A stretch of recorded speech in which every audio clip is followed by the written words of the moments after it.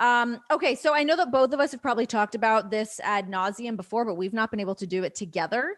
That moment on Talking Smack with you and Daniel Bryan. Ooh, Yeah, I what mean, were we're you taking it back a thinking in couple that years moment? here. What's I'm that? curious what you were thinking because I went black, to be honest. Like, have you ever went black? Like, have you ever talked Yes. and you don't remember anything you just said? Yep. That's what happened to You me. were so in that moment. So like me as the third party to that scenario of you and Brian going off on each other and talking smack, and just the level that it got to, I remember at one point feeling like I needed to get between you two because I was like legit concerned. Because I mean, there was like a bit of like legit I thought it was animosity going to hit between me. the two of you. I was waiting to get hit I was waiting because for you I to was get just going to hit start too. spitting fire because I was so angry. And then when he And left, it got me even more angry. I was, you were I that was, kind of angry that was like, because when you were cutting that promo, you were like so on one, and like your eyes were even welling up that I was like, oh my God, this is like so personal. You dug so deep. And then Brian's sitting next to me, and he's dealing with being out with concussions, having to retire, like knowing that nothing physical was going to happen between the two of you, but feeling like that's not true. I didn't know if he was going to hit me or not. no, but I mean that he could not be hit. Oh yeah. Like in that it wasn't going to lead to like a match at that point because he If he would wasn't. have hit me, I would have hit him back. You'd have to, Yeah. right? Yeah, of course. That was just such a wild moment, but it's cool now to see what Talking Smack has evolved into because you were the first person to really use that platform to That was a make it. bad day for me. Why It was it was a a bad day for really you? bad day. Yeah, well, in the grand scheme of things. So I had the Intercontinental title. I just got drafted to SmackDown, and that night I wasn't on the show. And I was like, it was like I really wanted to make the Intercontinental Championship. Like I said, I want to make it relevant again. Like I want to make it as big as it was when I saw it in the 80s, like with the Ultimate Warrior having it, Shawn Michaels having it. It was literally like the workhorse title. And I wanted it to get back to that. And then you walk into TV and they said, oh yeah, you're not needed. You're gonna be on the dark match tonight, which dark match means you're in the first match. And I go, you're kidding, right? I hold this title. This title has been held by all my heroes, and I'm trying to do something here, and you're not allowing me to do it. And they're like, well, we have, we're introducing 2 new titles tonight on SmackDown. So, we have too much going on. I was so angry. I went up to Road Dogg, and I said, put me on Talking Smack. He goes, why? He goes, Daniel Bryan's general manager. I'm going to unleash it all on him. And so they're like, all right, cool. So we go into the Talking Smack, and he like called me like a coward. And in my head, I'm going, this guy's calling me like a coward. And everyone gets called a coward. Sure. But when Daniel Bryan called me it was different. It's different than when someone on a promo, you're a coward. There was something underneath it. And I knew what it was. I knew where he was going with that. And it infuriated me because I was still able to do what I do. And he wasn't. He wasn't there. He's not there anymore. The way you wrestle, and you can sit there and hate it the way I'm in the ring, but I guarantee I can entertain an audience. I don't have to do all the flippy stuff, all the stupid stuff that gets you injured, because I'm going to be there day in and day out, each and every week. You're not. And when he said that, it was like, I know where you're going. And I feel it right now. I feel it right now. Like talking to you. I can see you getting fired up about it. Yeah, it made me think of like everyone that just doesn't understand me.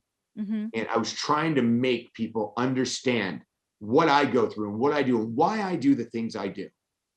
And then when he walked off, it was almost like that was even more disrespectful. Like if you would have punched me, it would have been better than him just walking off. Yeah. Because I literally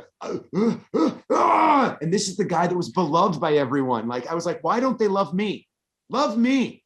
Like me. Brian can be mean when he wants to. He can he cuts deep sometimes. And you're like, oh shit. I don't even think he was unexpected. Trying to be mean. I think he was just trying to get under my skin. And he Rightfully did. So he did. Very successful at it. And then it created a whole thing where I was actually successful in making the Intercontinental title relevant again, which was great. Yeah.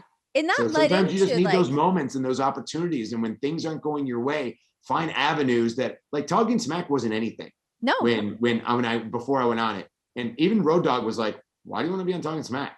And I was like, if you're not going to give me the opportunity, I'm going to make an opportunity for myself. And that's just like the lessons that I feel like a lot of up and coming superstars need to understand to do.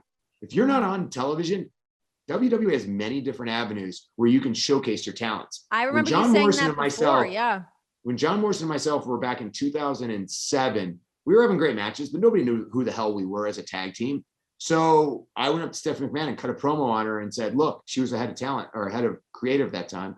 I said, John and I want to do the dirt sheet. She goes, what's the dirt sheet? And I go, it's going to be a show that's a cross between like the Soup, SNL. So a lot of skits, a lot of variety. We're going to pick on everybody. And then I got really heated and gave her a promo. I was like, because we're the greatest tag team of the 21st century. Be jealous. She goes, be jealous. I like that. And the next day I got a call from creative going, hey, what is this thing you guys want to do? Stephanie wants you to do it. And so then we started writing, editing every single week, the dirt sheet. This was before YouTube was even a thing. Before it was even a thing. Yeah. And we created this and it allowed us to showcase exactly who we are. So when opportunities don't present themselves, make opportunities for yourself. Well, it's crazy to think too, looking back at like you creating that moment on Talking Smack, and you can see that Talking Smack still is that platform today for guys like Cesaro. He just went on there and cut this great promo that the internet was, kind of clamoring over. And like Big E has used it to his advantage as well. Did you see recently. Big E and myself on there when it first came back? Yeah. Fantastic. It was the so Big E. It was the Big E that I wanted. Like it was almost like I was. And you were the perfect foil for it too, because you let him say the things he needed to say, but you put yourself in a position to let him go off on you. Heyman does that too. Yeah, he does. Heyman allows you to succeed. Heyman's very good at highlighting like strengths and low lighting weaknesses. He's fantastic at it.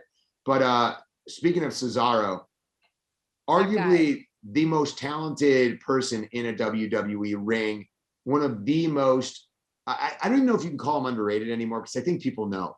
I think people get it. It just like, I don't know what the word is. It's like everyone just wants that push. They want to see him. I honestly believe it's going to happen. And I think it's going to happen when we get fans back, because I think there's no denying his talent, and it's going to get him there. It's going to have that same force as like a Kofi Mania. Everyone's behind him. Everyone knows how good he is. Everyone knows all the hard work he puts in. So yeah, I do see it taking on like that same wave of success as well. He's so damn good. What a guy. Very good. Okay. So we've talked a lot. We have not really actually talked about wrestling all that much. You're the WWE champion, dude. Yeah.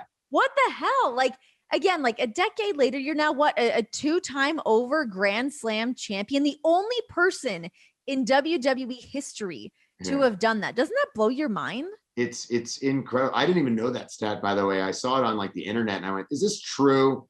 And I started going through the list of people that I could think of off the top of my head. I went, no, they only had one. They had one there. They won that. Wow, I really am. That's crazy to me. To be honest, I never thought I'd ever get it again. Crazy. I don't think anyone like ever assumes they're going to be champion all the time. I go in there, I do the best I possibly can. Hopefully I entertain the audiences. And as much as I sit there and say, I'm the most must-see superstar, I do really try to make it the most must-see. And so now, like, my goal is to make sure that this title is represented in the way that it needs to be represented. And I know how to represent the WWE as a company and as a champion. And I plan on doing that. And I think a champion also needs to elevate everyone that is around him. So as the WWE champion, I plan on elevating whoever I'm in the ring with, because that is the ultimate goal.